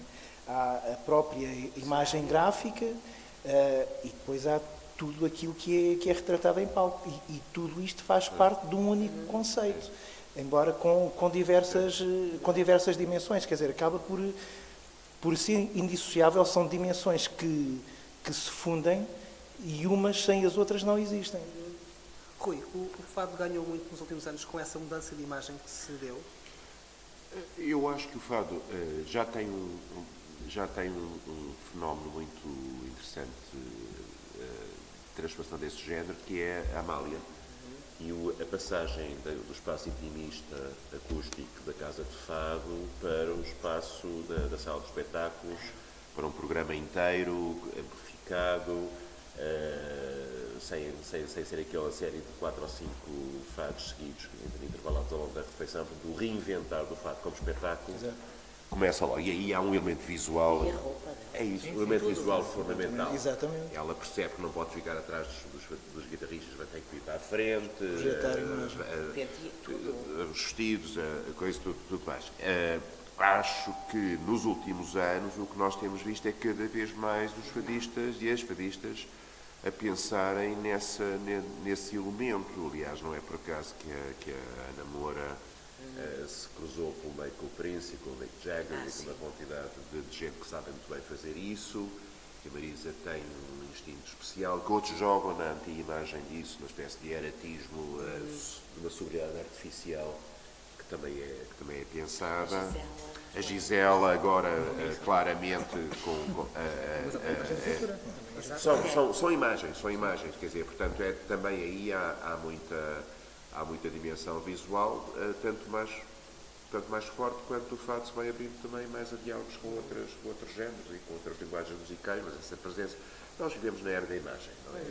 Tudo tem que passar pela imagem e, portanto, eu acho que não há nenhum género musical que não esteja muito dominado por isso, mesmo um concerto sinfónico, uma orquestra filarmónica de Berlim, já hoje tem uma componente de imagem que já não é apenas a imagem ritual tradicional, e já passa também pelo vídeo, e já passa por uma quantidade de coisas, e pelo Schauberger cá fora. Exato. Sim. Acaba por haver digamos, como que um repescar de elementos atípicos e que acabam por ser incorporados dentro daquele género. Eu, por acaso, o primeiro exemplo que me vem à memória, e também agora aqui, por causa do João ter falado em ruptura, há um guitarrista de Bragança, o Ricardo Gordo, que ele originalmente é um guitarrista de heavy metal. E ele integrou a primeira turma da primeira licenciatura em guitarra portuguesa. E ele enverdou precisamente por uma ruptura um pouco com os cânones habituais, tanto do fado como do metal. E é engraçado porque ele acaba por fazer um pouco de história nos dois campos. Ele, sem intenção de o fazer, acabou por, não sei se criar, mas pelo menos dar o pontapé de saída para um subgénero que se chama fado metal. É a fusão do metal com o fado. E é engraçado que, se calhar, os primórdios desse género acabaram por ter lugar também, de uma forma muito visível, mas se calhar que passou um bocado, não foi entendida dessa forma na altura, quando precisamente os Municipal com a Carminho gravaram aquele spot para a Ótimos. aquilo não era mais do que se calhar fado metal numa versão elétrica, e aquilo que o Ricardo Gordo inventou foi o fado metal numa versão acústica. Temos aqui duas possibilidades de interpretação, não é? Duas possíveis ramificações, se calhar de um subgénero musical, que não se sabe se é um subgénero de fado ou se é um subgénero de metal, ou se calhar um pouco dos dois, mas que já tem aqui um híbrido que acaba já por ter aqui duas possibilidades interpretativas diferentes e que pode lançar as bases, não se sabe bem para o quê, mas que certamente será algo novo. E é engraçado também, ainda a propósito da ruptura de que o João falava, também precisamente a postura do Ricardo Gordo em palco, porque lá está, ele rompeu com os cânones do visual em palco do típico intérprete de fado. Não é muito comum ver um guitarrista de fado de cabelo comprido, vestido de preto é natural, mas de cabelo comprido. Mas ele também foi aluno do Custódio Castelo, se não estou em erro. Sim, Também exatamente. já Exatamente. muita coisa de visual. É, exato. Portanto, acaba por... É engraçado porque parece que há aqui uma necessidade de quebra daqueles cânones instituídos e para passar para algo diferente. Já falas do Ricardo Gordo, estou-me a lembrar do Luís Varatores, também ou seja, alguém que vem do punk, neste caso, e que depois, ao criar um projeto como a Naifa, com a abordagem à guitarra portuguesa, tem necessariamente que ser algo completamente diferente. Porque alguém que vem de um grupo que não tem nada a ver com o fado, ou que tem tão pouco, acho que não tem nada a ver com o fado, para muita gente foi uma surpresa completa, acho que para mim foi uma surpresa de certeza, mas depois ouvir os trabalhos da Naifa, e a Naifa também tinha muito a alma do João Aguardela, claro, e é ver um projeto completamente diferente, mas é interessante perceber como é que alguém que vem de um outro universo sonoro consegue abeirar-se de um instrumento que não é de maneira nenhuma o seu, como é o caso que estás a dizer também, e fazer algo diferente dentro daquele universo do instrumento, que é a guitarra portuguesa. Agora, o que eu acho é que também esta noção multimédia já está implícita no próprio ato da criação musical. Ou seja, não se trata apenas depois de juntar uma imagem a um projeto musical já feito. O projeto já é criado musicalmente a criar espaços para o visual também. Exatamente, já com as diversas dimensões em mente. Não sei se vocês viram aquela atuação que a Carminho tem com o DJ. Sim. No Lux. É exemplificativa. É a criação já usando, portanto, todo aquele contexto. Muito interessante. Eu, por acaso, estava agora a falar da questão dos estilos e de como as coisas se cruzavam. Eu estava aqui a pensar, quando falaste no fado metal, se quem gosta de fado ia gostar de fado metal ou se quem gosta de metal ia gostar de fado metal. E lembrei-me que a minha mãe, que tinha já 70 e tal anos, quando ouviu os Híbridos pela primeira vez a cantarem a canção de Embalar, Exato, do Zeca Afonso, ela ficou fascinada com aquilo e eu nunca tinha imaginado a minha mãe gostar de metal. Eu acho que isso vem, lá está, são abordagens musicais novas, e acho que o que também acaba por seduzir muito o ouvinte é não só uma abordagem original, mas também uma abordagem que faça, neste caso para nós somos portugueses, que faça um especial apelo à Portugalidade intrínseca da produção musical, não é? da criação artística. E o caso que referiste dos Híbridos é paradigmático, quer dizer, porque eles fazem uma fusão perfeita de heavy metal com uma abordagem progressiva muito vincada, mas de que a cultura musical, de certa forma ancestral portuguesa, acaba por ser fulcral, acaba por ser basilar no som deles. E é muito nessa linha. Eu acho que mesmo num tipo de música tão agressivo, tão pesado, tão diretamente confrontacional como o metal, dependendo das abordagens, pode revestir-se de de um apelo de que o ouvinte típico não estava à espera e que acaba por se sentir seduzido por aquele som. E esse é um exemplo paradigmático de tudo isto, é verdade. Bem, no limite tem a ver com a consistência e a coerência da proposta que se faz, não é? Nem todas as fusões são boas, ou seja, o princípio da fusão em si mesmo não legitima coisa nenhuma. Eu misturei agora tango com hip-hop. Bem, so what? É um bocadinho como aquela novela Cuisine, olha, agora tenho aqui um salmão com espuma de framboesa e alcaparra em cima, não é? Pode funcionar e é ótimo, ou pode não funcionar e é uma bodega. Depois, no fundo, depende da coerência e da força artística do objeto. E neste caso também tem a ver, digo eu, com a universalidade da própria obra do Zeca Afonso. Claro, isso desde logo. Que é alguém que acaba por apelar a um espectro grande de público e de músicos, e que já teve, tanto, me lembrar também da versão de Mão Morta do Lavô Cavernoso, por exemplo. Ou seja, é uma obra que já tem sido alvo de várias versões feitas realmente por todo o tipo de... E depois é engraçado, porque, por exemplo, no caso da Canção de Embalar ou do Natal dos Simples, são canções que muitas pessoas acho que nem têm noção que é uma canção de autor ou que é do Zeca Afonso. São canções que já entraram completamente no imaginário popular e que se calhar pessoas com 20, 30 anos, isto é uma canção cuja autoria se perde na noite dos tempos. E não, são canções com 40 anos, com 50 anos. Para eles é a noite dos tempos. É a noite dos tempos. No outro dia achei a graça porque assistiram ao lançamento de um álbum de coisas do Zeca por um conjunto de Betty. Que é uma experiência muito engraçada, porque eu estou habituado às revisitações do Zeca por gente do pop rock, e do hip hop, e do jazz, as coisas do Bernardo Sassetti, e do Lojinha, não sei o quê. E aqui não, era um grupo de betinhos, em cujas casas, como o próprio protagonista me explicou, não se podia tocar Zeca Afonso, porque era o Comuna que tinha feito com os Arquitetos Perdido Angola.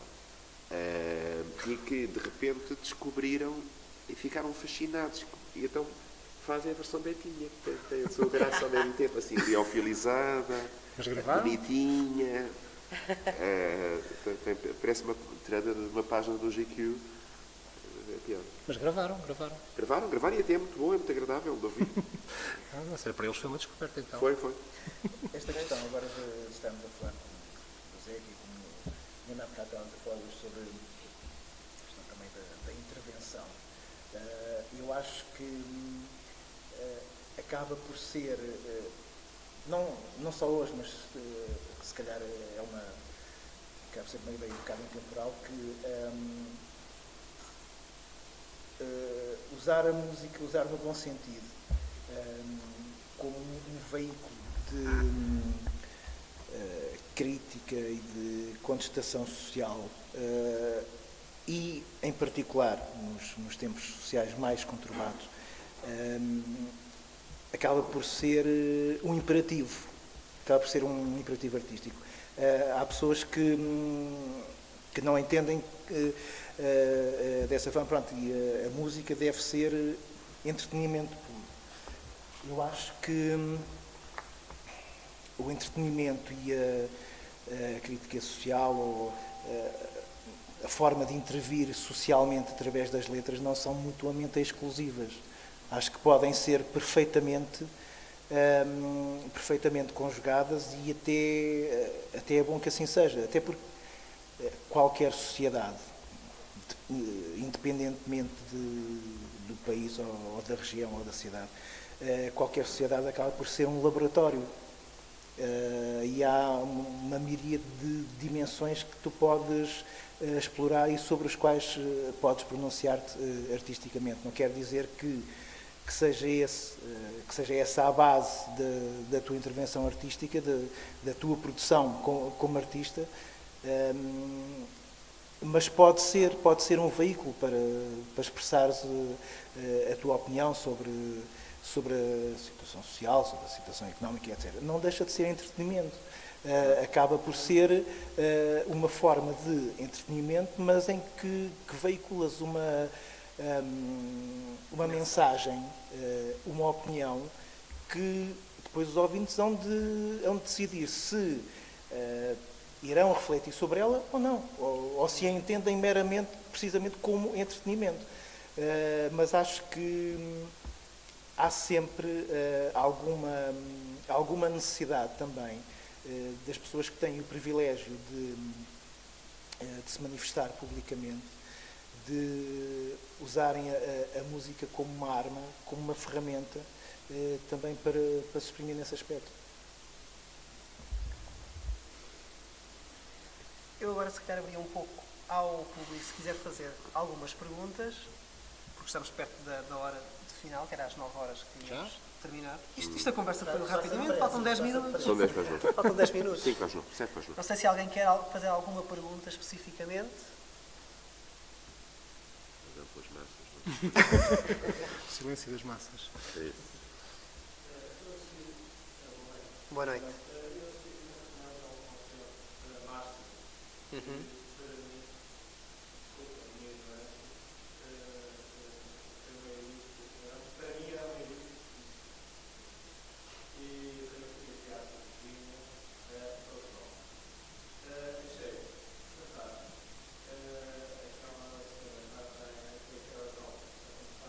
É o terceiro disco, sim.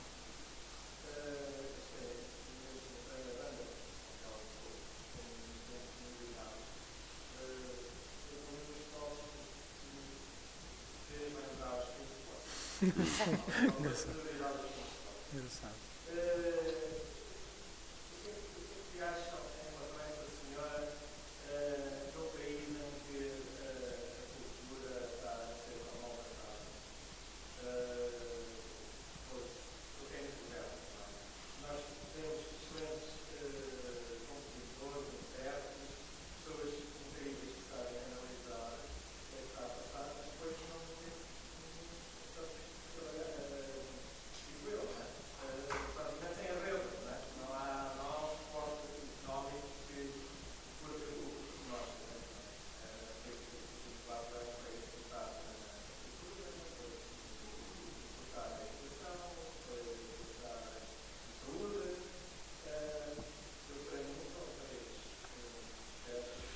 Das imagens.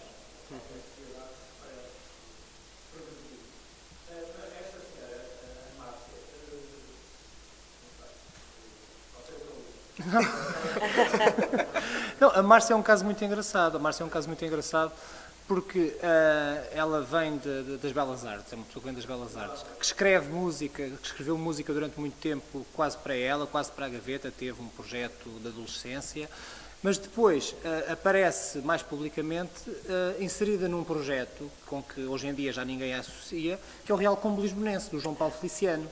Ou seja, ela era uma das cantoras do Real Combo Lisbonense, que é um grupo que cruza repertórios ligeiros da música de entretenimento dos anos 40, 50, 60, que tem um disco todo dedicado ao repertório da Carmen Miranda, que ela já não gravou, ela gravou o primeiro disco, um EP, que aí sim ia buscar música portuguesa dos anos 50 e 60, dos conjuntos de Mário Simões, Eugénio Pepe, de fadistas dos anos... Fernanda Ferreirinha, que é um nome que hoje em dia ninguém conhece, eles fazem versões deliciosas dessas canções dos anos 50 e 60 nacionais.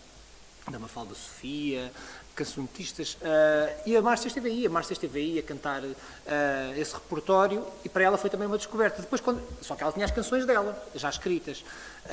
Quando o João Paulo Feliciano me falou a primeira vez da Márcia, ele disse-me: vais ver que é uma descoberta tão grande como o Zeca Afonso na nossa música. Fiquei, bem, uma coisa assim, fica logo.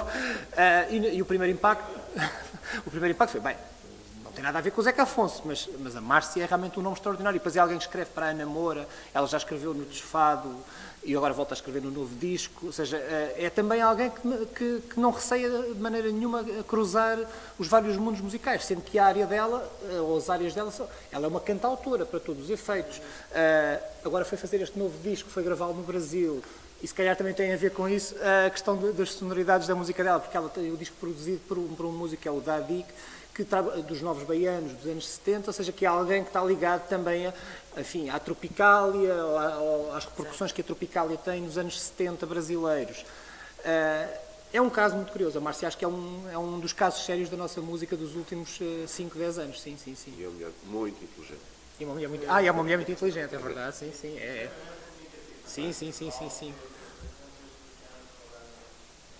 perspicaz, muito perspicaz.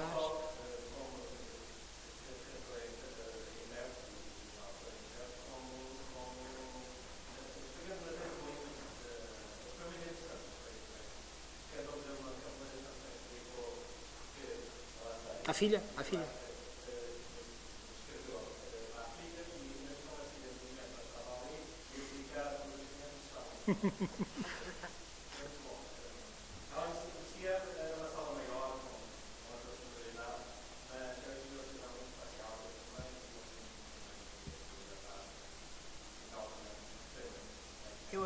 Eu aproveitava esta questão que foi aqui levantada e, pegando no facto do Rui ter tido responsabilidades também num governo durante um período curto, foram 2 anos, não estou em erro.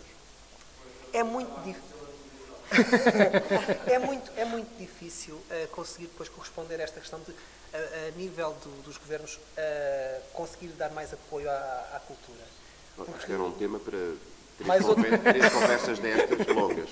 Eu diria que nós aqui estamos a falar de um terreno que tem uma particularidade, é que não precisa propriamente de apoio no sentido de intervenção da criação. É tudo aquilo que nós não queremos, não é? Sim, exato. A espécie de patrocínio oficial da criação na música popular urbana era a morte dela, não é? Até por esse tal caráter antissistema que ela, por definição, pode e deve ter, e que não tem que passar pelos textos, não é? Não tem que ser, o texto não tem que dizer nada, basta a atitude, basta a força, basta o ritmo, basta o ruído, basta a ausência de ruído. Tudo isso são statements que podem ter uma conotação política importante. O que é possível fazer são coisas como infraestruturas, por exemplo, criar salas de ensaio que as bandas possam utilizar para montar os projetos, criar coisas como LX Factory para as várias áreas, coisas que sejam espaços de apresentação, que não dependam exclusivamente do mercado, coisas deste género, que não são sequer muito caras. E que depois tem um fator que é garantir a diversidade da oferta para depois o público escolher, não é? Porque senão nós estamos condenados àquilo que as grandes editoras escolhem e acabou. O tipo que está no artista repertório da editora tem uma decisão. É claro que hoje em dia, com o acesso à produção muito facilitado, que qualquer pessoa com meio de questões pode gravar coisas que antigamente precisava de equipamento muito caro, não é? A coisa muda. Mas mesmo assim, de facto, dou-lhe um exemplo positivo, para não ser sempre uma lamúria. A Casa da Música no Porto tem uma série de computadores instalados no hall de entrada, com software musical avançado. Os miúdos que andam a fazer skate cá fora, depois de vez em quando entram e vão trabalhar ali e vão fazer os demos das bandas deles, têm lá um monitor que ajuda a mexer naquela software e tudo mais.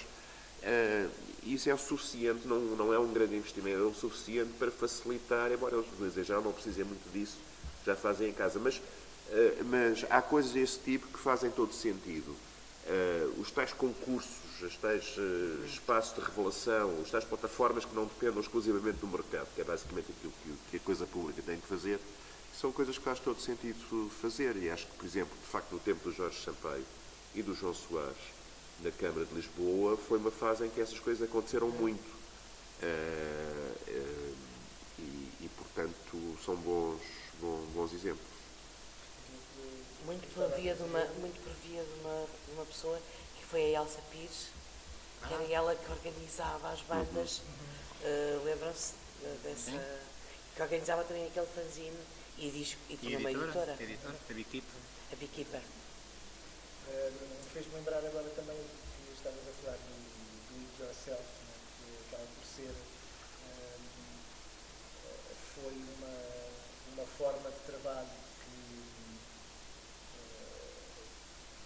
veio do punk, né, e que depois o metal foi buscar, portanto, toda aquela questão underground, né, tudo o que é menos visível, e agora após estarmos a falar disso, cada vez mais, e precisamente devido a toda esta parafernália tecnológica que veio facilitar imenso a produção musical, cada vez mais a produção musical de divulgação é do it yourself. Poderíamos dizer que, se calhar, nomes de 100, 200 bandas que fazem todo o trabalho elas próprias. Sim, que nasceram no YouTube, muitas vezes. Isso. Também. Gravam Quer em dizer, casa, o produto é do it yourself e a distribuição é do it e tudo yourself. que é Toda yourself. ela. Cada elemento da banda tem E a um- história do tem- download Pois. pago também substitui um bocado a entrada no mercado do disco. Não é? E há bocadinho estava-se a falar das editoras em relação aos livros. As editoras ou se faz uma edição de autor, como de certa maneira é o teu caso, Exatamente. ou se não se faz uma edição de autor, a editora, mesmo que até acredite de facto naquele projeto, tem que haver algum apoio. Porque uma edição só sem mais nada já deixou de existir. E nestas áreas que são para todos os efeitos áreas de nicho, de Nós mercado, temos os nossos institutos que tem que E haver às vezes demora alguma tempo estrutura até- que ajude a viabilizar, porque senão realmente as coisas são. Não saem. E depois há teses, e há bocadinho estavam a falar nisso, há teses que se perdem no mundo académico, infelizmente, e que a sociedade precisava daqueles trabalhos, Por exemplo, o Pedro Félix fez agora uma tese sobre os chutos, por exemplo. que eu acho que era importantíssimo, pôr cá fora. Não me parece que vá surgir tão depressa. Por exemplo. Ainda bem que Até porque não vai agradar muito ao público típico dos chutes chutes. e pontapés. Pelo lado depois de saber como é que o Bruno Latour falaria dos chutes, se falasse. Portanto, tem um mercado potencial reduzido, embora seja importante como... Sim. e teses feitas como trabalho. sobre o zip-zip, sobre Certo, o rock certo. progressivo Isso. português dos anos 70, e as coisas estão ali, perdem-se. Não estou enfim, na academia. O que é bom, é um desafio. É um desafio. Se tivesse tudo feito era mais chatice. Pois é. Bem, agradeço a vossa presença. Agradeço a vossa presença também. Obrigado por estarem aí. Obrigado. E obrigado ao Movie por esta oportunidade deste debate. Acho que é importante também falar sobre isto. E havia um desafio de alguém do Porto que queria que isto fosse depois feito um debate do mesmo género lá em cima, que eu reparei quando a Paula partilhou isto no Facebook, que havia já uma malta do Porto que queria uma coisa deste género lá em cima, também fazermos isto. É ver se depois há alguma oportunidade lá em cima. para fazer Vamos isso. organizar. É Talvez capaz de ser. no próximo congresso, em julho, desafiar-vos a irem ao Porto. Então, Sempre um gosto. é bom gosto. Obrigada. Muito obrigado. Até à próxima.